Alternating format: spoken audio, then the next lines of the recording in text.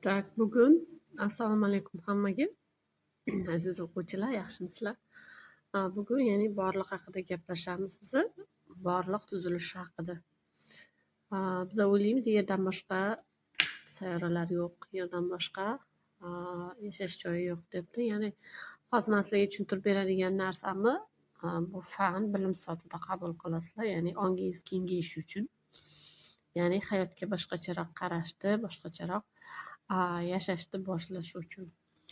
Demak, qaranglar, mana bu joyda atom mana bu atom. Bu yer tegi. Mana planetadan boshlaylikda. Mana bu sayyora. Mana bu o'zimizda yer sayyorasi. Yer sayyorasi umumiy ko'rinishi mana. Biz o'sha yer sayyorasida O'zbekistonda yashaymiz. Bundan boshqa hamma joyda davlatlar ham ko'p. Bular ham davlatlar demak, endi hop, bu yoqda undan tepaga chiqamiz. Sayyoralardan keyin Quyosh sistemasi bor. Yer sayyorasi, Quyosh sistemasi bor. Bu yerda 9 ta sayyora, bitta Quyosh, Oy, bular mana shu narsalar bor. Endi bular jamlanadida galaktikani tashkil qiladi. Galaktika. Bular qanaqa galaktika? Bu sayyorani hammasi yig'ilib bitta galaktikani tashkil qiladi. Yana shunga o'xshash bir nechta millionta sayyoralar bor. Bular galaktikalar tizimi deyiladi. Galaktikalar tizimi. Mana shunga o'xshash galaktikalar tizimi. Endi bu yerda faqat yerda hamma narsa moddiylashgan. Moddiy shaklda. Mana bu yerdan pastdagi narsalar. Yerdan pastdagi narsalar mana bu mana. Atom, molekula, gil. Mana shular hammasi yerdan pastdagi narsalar. Yerda tagidagi narsalar. Hop. Endi mana bu superpozitsiya deyiladi. Bu galaktikalar tizimi yig'ilib superpozitsiya tizimiga keladi. Bulardan ham yana bir milliontasi bor. Mana bunga o'xshashdan. Mana bu. Mana shu. Endi bular sizlarga videosini ham tashlab beraman. Juda ham zo'r tushunib olasizlar. Bular mana bu kompleks. Buniyam kompleksi. Buniyam kompleks yig'indisi. Mana shunday holatda bir-birini tashkil qiladi. Bir-biriga bog'lanib turadi. Hop, endi bular ham yig'ilib borliqda koinotni tashkil qiladi. Bundan ham kattasi bor, eng tepada. Mana shu. Endi bu yoqda, mana bu yerda hamma narsa moddiylashgan. Bu yerda moddiylashgan tarzda. Misol uchun pul, energiya, lekin moddiy shaklda. Suv, energiya, lekin moddiy shaklda. Oziq-ovqat, energiya, lekin moddiy shaklda.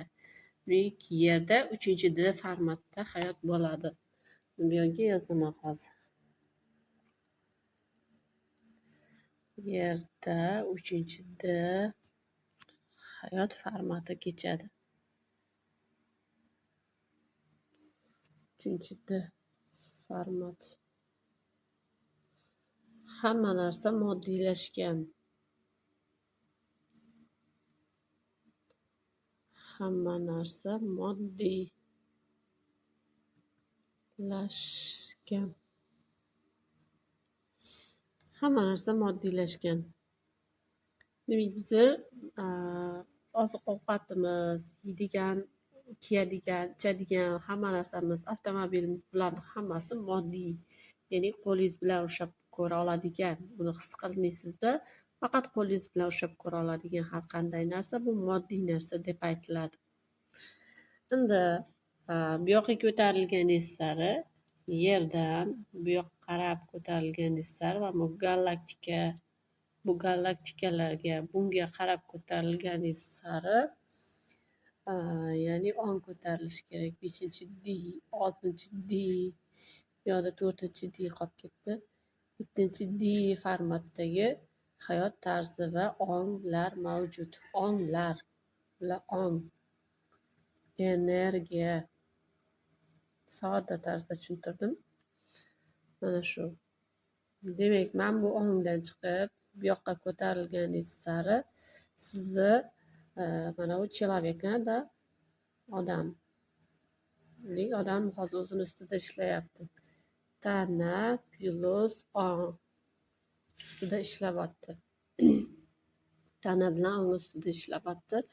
Demak, buni ongi 3D ong formatidan hamma narsani ko'zi bilan ko'radi, hamma narsani ushlab ko'rsa ishonadi, hamma narsaga ko'zi bilan ko'rgan isbot dalil degan ongdan chiqib boshlasa, bu bilan ishlayotgan paytda bu odam tana bilan ongni o'stirish, tanani olib ko'tarish ustida ishlayotsa, demak bu 4D ong formatiga sekin o'tishni boshlaydi.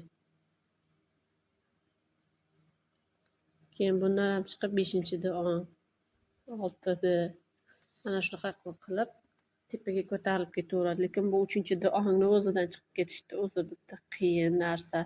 Chunki mana bu yerda tana bilan qancha ishlash kerak va ong bilan qancha ishlashimiz kerak. Bular nimani tashkil qiladi? Tana, ong deganimiz nima narsa? Bular fikr, his-tuyg'u.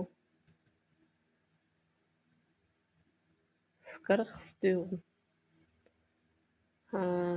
Ana shular tashkil qiladi. Demak, bizga mana ong bilan ishlash uchun fikr bilan his-tuyg'u kerak bo'ladida.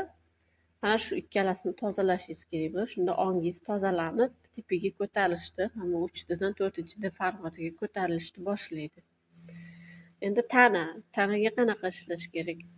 Tanaga bu bizani yeyotgan ovqatlarimiz bor-ku, iste'mol qilayotgan ovqatlar, kiyayotgan kiyim, или nima qilasiz, tanaga uhod qilasizmi, farqi yo'q. Bularning hammasi bunga energiya hisoblanadi.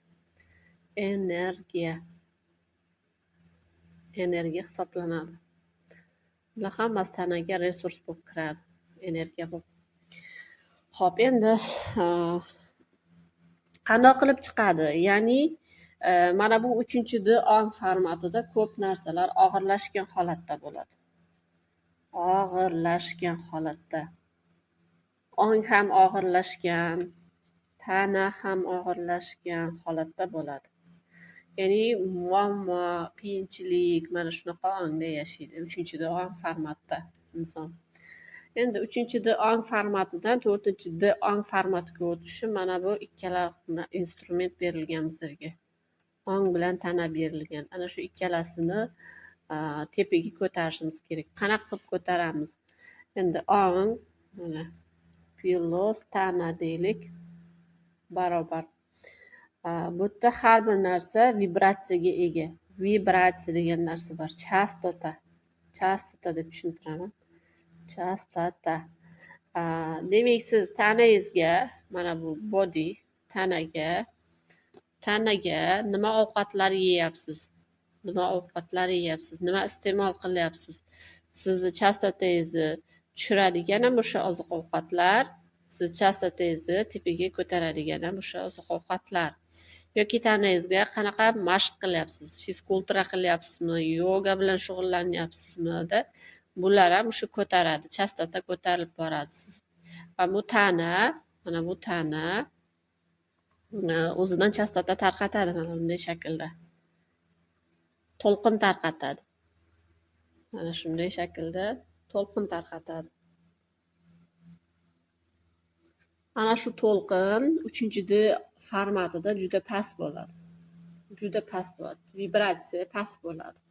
Endi 4D formatga o'tishga harakat qilyapsiz. Endi tana, fikr, his-tuyg'u ovqatlanish darajada ishlayotganingiz sari mana bu vibratsiyalaringiz sizni tepaga qarab chiqishni boshlaydi, ko'tarilishni boshlaydi. Mana shunaqa tarzda to'lqin tarqatadi va bu to'lqinlar ko'tarilishni boshlaydi. Masalan, siz tana bilan ong bilan ishladingizda, sizni vibratsiyangiz 500 Hz deylikda, misol uchun aytyapman. Men tanani chastotasini aniq qilib aytmayapman, hozir misol uchun aytyapman. 500 Hz edi siz 3D ong formatida.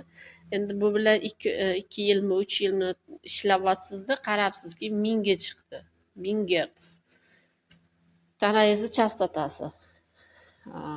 Ya'ni bu yerda siz his-tuyg'ularni pokladingiz. Poklanish nima uchun kerak mana?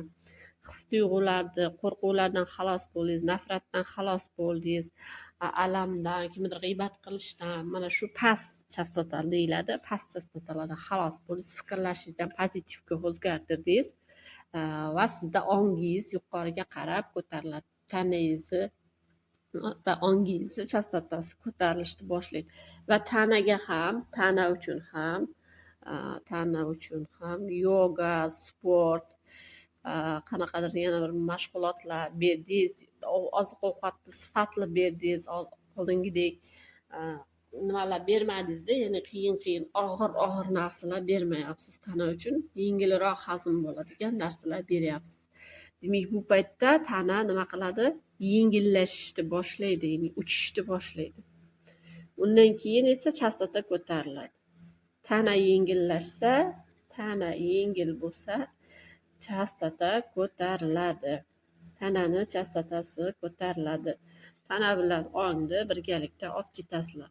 Demak, bu yerda sizlar nimaga erishasizlar bu holatda ishlash bilan? Ishlang deymiz-ku. Nimaga erishamiz? Demak, 4-chi ong formatiga ko'tarilganimizda, bu yerga yozaman, 4-chi ong o'lchamiga o'tgan paytda tana ham, ong ham o'sha narsaga qarab o'tishi kerak va o'tgandan keyin bizada hayotimizga ko'p narsani tortib olish oson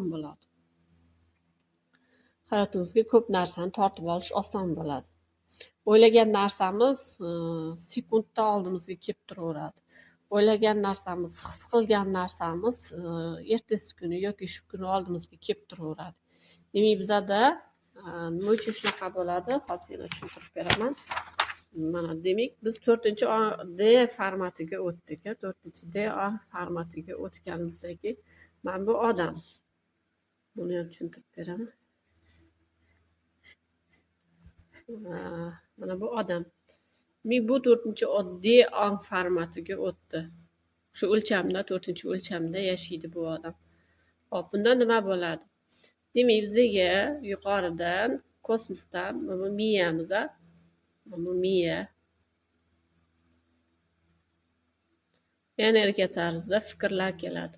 Fikr, his-tuyg'u va yerdan keladi.